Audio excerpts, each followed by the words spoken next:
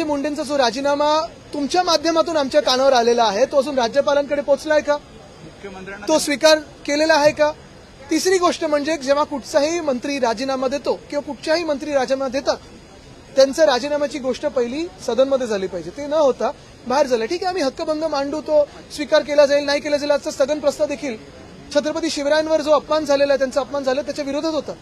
पण कुठेतरी हंगामा करायचा आणि भाजपनी आम्हाला बोलूच द्यायचं नाही असं ठरवलेलं. वैद्यकीय कारणामुळे मी राजीनामा देत आहे असं धनंजय मुंडेंनी ट्विट करून सांगितलं. बघा, कुठचंही कारण असेल, मी चौकशी खोलावर जाणार नाही, कारण चौकशीचे सगळे कागदपत्र हे मुख्यमंत्र्यांकडे असतात, पोलिसांकडे असतात.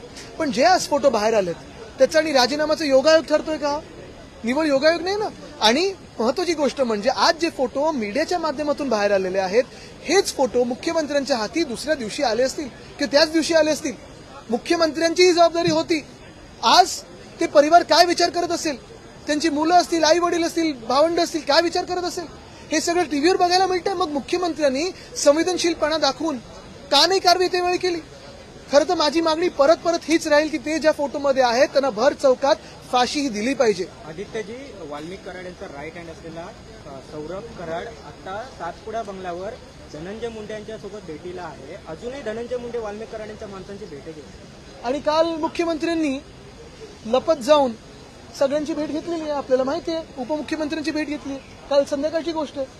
मग हे सगळं जे चाललंय, जर मंत्री महोदयच हे सगळे एकमेकांमध्ये मंत्रिमंडळ असं एकमेकांचे हात पकडून असेल तर मग या राज्यात आम्ही न्याय कायदा सुव्यवस्थेची अपेक्षा करायची का? जसं संतोष देशमुखचा विषय तसं सूर्यवंशीचा देखील विषय परभणीतला, तिथे देखील लोक आक्रोश करत आहेत पण काही कुठे आम्हाला सांगितलं जात नाही. आदित्य, जसं अबू आझमींच्या संदर्भात तुम्ही आता बोललात, परंतु हेच अबू आझमी काही महिन्यांपर्यंत तुमच्या बरोबर होते. आज तुम्ही त्यांच्यावर बघा, म्हणून आमची भूमिका स्पष्ट आणि अशीच भूमिका मुख्यमंत्र्यांची असली पाहिजे. कोण सोबत असेल किंवा नसेल, कोणी चुकला तर त्याच्यावर दयामाया क्षमा नाही, कारवाई झालीच पाहिजे. बाळ, फ्रीजमधून श्रीखंड काढ ना. आम्ही पूर्वी घरीच बनवायचो श्रीखंड, त्याची चवच वेगळी होती. आता काय सगळं रेडीमेड. आजी, हे श्रीखंड खाऊन बघ. आज तुझ्या आईनं घरीच बनवलं की काय? हे आहे गोकुळचं श्रीखंड. अगदी जिभेवर रेंगाळणार. जिभेवरच नाही तर मनावरही रेंगाळणार. गोकुळ श्रीखंड, मनावर रेंगाळणार.